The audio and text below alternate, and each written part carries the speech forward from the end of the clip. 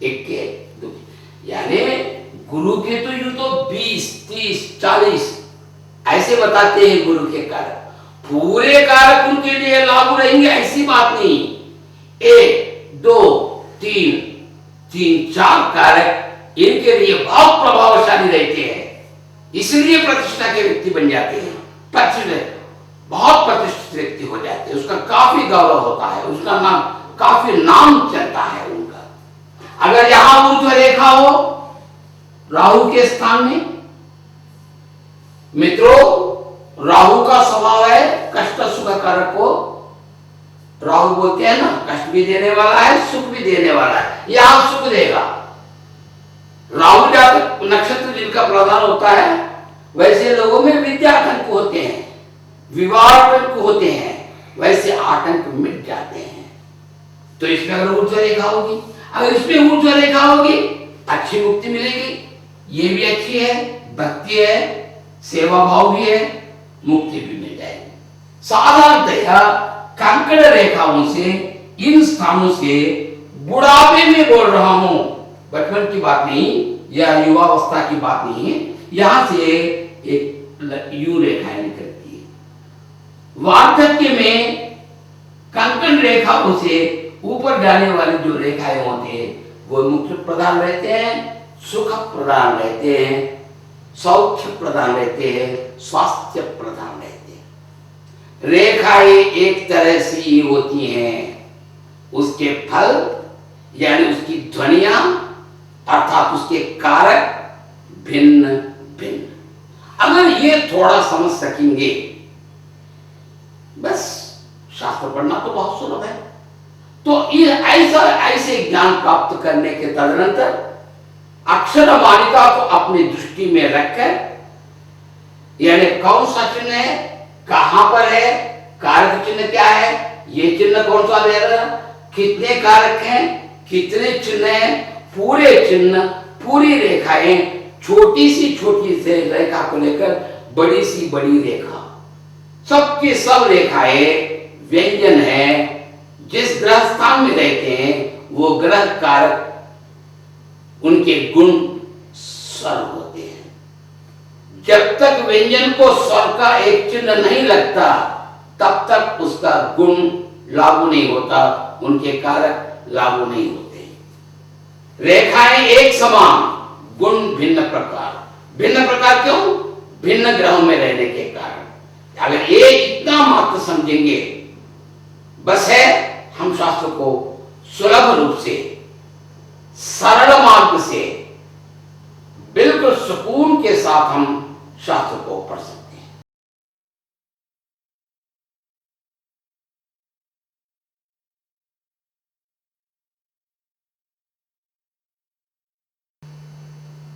मैंने शास्त्र के बारे में थोड़ा थोड़ा परिचय तो दिया ही है, बहुत कम परिचय। एक विशिष्ट, एक विशाल समुद्र उतना अथाह शास्त्र के बारे में बहुत लघु मात्र, लवंग मात्र, बहुत संक्षिप्त रूप से मैंने बताया। बताने की पद्धति भी यही यही होती है, क्योंकि समय का भी निर्धारण होता है ना, इस समय में हमें बताना चाहिए करके पूरा शास्त्र हम बता सकते हैं थोड़े। अगर पूरे शास्त्र के बारे में अध्ययन करना है तो शास्त्रों का अध्ययन करना पड़ता है, भिन्न भिन्न पुस्तकों को मोड़ने की आवश्यकता है, उसके भीतर घुसने की क्या आवश्यकता है, क्या लोक है उसमें, क्या विषय है, कितनी गहरी है, क्या क्या चीजें जानने के लिए बहुत सारे, एक मात्र पुस्तक बस नहीं है, बहुत सारी पुस्तकों का अध्ययन करने की आवश्यकता होती है। तो उन सभी सारांश को हाँ कोई लोग अच्छे बताते हैं, कोई किसी शास्त्र को बुरा भी बताते हैं किसी एक चिन्ह के बारे में। हमारा अनुभव भी उसके साथ जुड़ना चाहिए, जुड़ने से ही सब धर्म निकलता है। तो इस पर भी कृपया ध्यान दीजिएगा। अब हम देखेंगे कि वायुमंडल में सप्त ग्रहों की राहु केतु को मिलाकर नवग्रहों के कारकों के किरण सर्वे सर्वत्र व्याप्त है। तो उन ग्रहों की शक्ति को ग्रहण करने के लिए, जातक को तक पहुंचाने के लिए एक ग्राहक यंत्र की आवश्यकता है। वैसा एक साधन चाहिए। वैसे साधनों में हम अंगुलियों को लेते हैं। संख्या में ये 5 है। 5 में 1, 2, 3, 4, ये 5 यूं बताते हैं। खैर गिनने में थोड़ा इधर उधर हो सकता है, अंतर हो सकता है। कोई इसको पहले लेते हैं, उसके बाद में लेते हैं। नहीं, ये पहला, दूसरा, तीसरा, चौथा। इसको पहले भी क्यों लेंगे कि सबसे बड़ा स्थान है गुरु का। वे गुरु ही हैं वायुमंडल के, सूर्य परिवार के वे गुरु हैं, इसलिए उसके काफी गौरव होता है। गुरु का अर्थ होता है कि अज्ञान को मिटाकर विज्ञान को देना, बस इसका मुख्य लक्षण है। इसीलिए गुरु शब्द, गुरु का अर्थ भार भी, वजन, वजनदार, बहुत बड़ा। गुरु का मतलब उन्नत व्यक्ति भी, गुरु का काफी गौरव होता है। गुरु गोविंद दो खड़े काको लागू पाए, बलिहारी गुरु आपने गोविंद दियो बताए। कबीरदास का कथन तो है। वो गुरु शिक्षा देने वाले, ग्रहों में गुरु उपदेश देने वाले, समस्त सूर्य मंडल के लिए वे एकमात्र गुरु हैं। वे एकमात्र ऐसे व्यक्ति हैं, सब पथ दिखाते हैं। अगर ये एक गुरु एक जातक के लिए, एक व्यक्ति के लिए अनुकूल रहे तो बस समझिए कि कोटि दोष भी हो, करोड़ों दोष भी क्यों न हो, तो उनके मिटाने की शक्ति, हटाने की शक्ति केवल गुरु को मात्र ही है। सदुपदेश से, सद्विचारों से, सत्पथगामी बनाने से। तो मित्रों देखिएगा, तो उस गुरु के बारे में एक बार अध्ययन करेंगे। तो सर्वे सर्वत्र व्याप्त है वायुमंडल में गुरु की किरणें। यहाँ किरणों का अर्थ है कि उनके कारकों के भाव। तो उन ग्राहकों के कारकों में से गुरु के कारकों को ग्रहण करने की ताकत, शक्ति, ग्राहक शक्ति केवल तर्जनी में है। इसको हम तर्जनी बोलते हैं, पहली अंगुली बोलते हैं। गुरु के ग्राहक यंत्र होने के कारण गुरुवांगुली कहते हैं। यानी गुरु ग्रह के लिए उनके कारकों को ग्रहण कर पर्वतों तक पहुंचाने की शक्ति इसको होने के कारण गुरुवांगुली भी कहते हैं। और ये किस ग्रह का प्रातिनिध्य रहता है, यानी वाहन करता है कि गुरु के लिए, ये है तर्जनी। ये पहली अंगुली है। तो ये गुरुवांगुली जिसको हम तर्जनी बोलते हैं, और गुरु ग्रह के लिए ये है। अगर ये समान रूप से रहे, समपात में रहे, सुंदर रहे, सजीव रहे, सहज रहे, सरल रहे, तो उत्तमोत्तम गुण इनके लिए आएंगे। उनके कारकों के लक्षण मैंने बता दिया। आवश्यकता होने पर जब कभी तब कभी यहाँ फिर पुनरुक्ति भी करते रहूंगा। उसको पुनरुक्ति को दोष नहीं समझिएगा कृपया, कि आवश्यकता के अनुसार समय अनुकूल तो समय स्फूर्ति से हमें तो बताना ही पड़ता है। तो ये है गुरुवांगुली, और ये गुरुवांगुली वायुमंडल में विस्तरित गुरु कारकों के गुणों को ग्रहण कर पर्वत तक पहुंचाने की शक्ति इसमें है। यानी एक साधन है। जैसे कि एक प्लग पिन होता है कि विद्युत शक्ति को ग्रहण करने के लिए जहां से वहां तक ले जाने की आवश्यकता है करंट को, तो प्लग पिन लगाते हैं। यानी वायुमंडल से ग्राहकों के चिन्ह, ग्रह के कारकों को ग्रहण करने की शक्ति तो अंगुलियों में ही है। तो गुरु ग्रह कारकों को ग्रहण करने की शक्ति इस तर्जनी में है, इस गुरुवांगुली में है। गुरु के कारकों के ग्रहण करने के कारण ही इसका नाम पड़ा गुरु अंगुली, गुरुवांगुली। ठीक है, अब इसको देखिएगा, हम देखेंगे तो इसका अनुपात कैसा रहना चाहिए? सहज, सरल, सजीव रहना चाहिए। मध्यमा से अगर हम तुलना करेंगे तो मध्यमा के ये पहला पर्व है, ये पर्व है, ये पर्वत है, ये पर्व कहे जाते हैं और ये पर्वत कहा जाता है, गुरु का स्थान कहा जाता है। तो ये गुरु अंगुली को तो हम 3 भागों में बांटते हैं। अगर एक एक अंगुली को लेकर 10 समभागों में बांटेंगे तो उनमें से 2 भाग ये पहला पर्व रहना चाहिए। 10 भागों में बांट रहे हैं, ये पहला पर्व।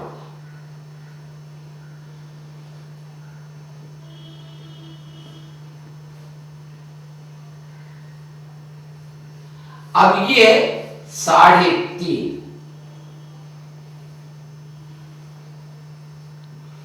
दूसरा पर्व है।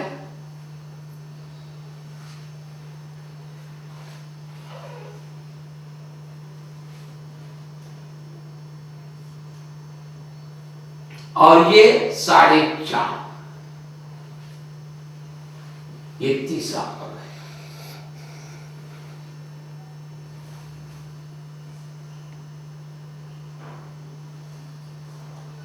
तो इसी हिसाब में रहना।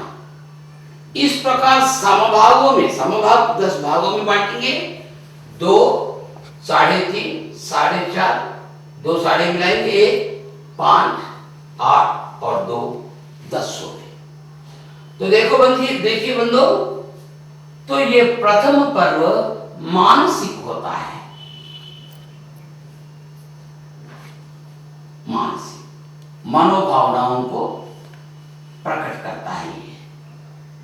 और ये होता है व्यावहारिक।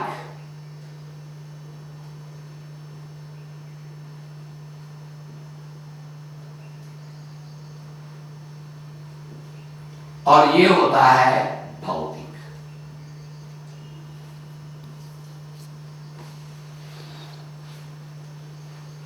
अर्थात गुरु कारकों के बारे में ये मानसिक स्थिति, उदाहरण के तरह से लेंगे भक्ति।